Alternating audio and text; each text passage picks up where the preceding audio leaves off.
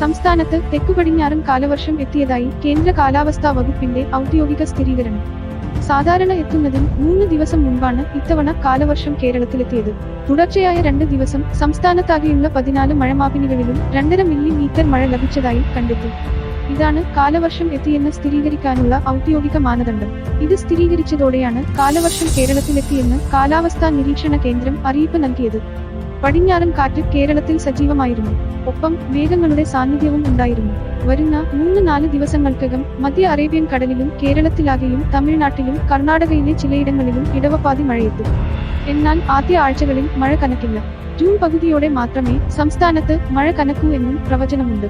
June 1 വരെ സംസ്ഥാനത്ത് ഇടിയോട് കൂടിയ മഴ തുടരുമെന്നും മുന്നറിയിപ്പുണ്ട്. സംസ്ഥാനത്ത് ഇന്ന് 8 ജില്ലകളിൽ യെല്ലോ അലർട്ട് പ്രഖ്യാപിച്ചിട്ടുണ്ട്. തിരുവനന്തപുരം, കൊല്ലം, പത്തനംതിട്ട, ആലപ്പുഴ, കോട്ടയം, എറണാകുളം, ഇടുക്കി, തൃശൂർ ജില്ലകളിലാണ് യെല്ലോ അലർട്ട്. ഈ ദിവസങ്ങളിൽ ശക്തമായ കാറ്റ് വീശാനും സാധ്യത കൂടുതലാണ്. കേരള തീരത്ത് നിന്ന് മെയ് 29-30 തീയതികളിൽ മത്സ്യബന്ധനത്തിന് പോകാൻ പാടുള്ളതല്ലെന്ന് കേന്ദ്ര കാലാവസ്ഥാ വകുപ്പ് അറിയിച്ചു.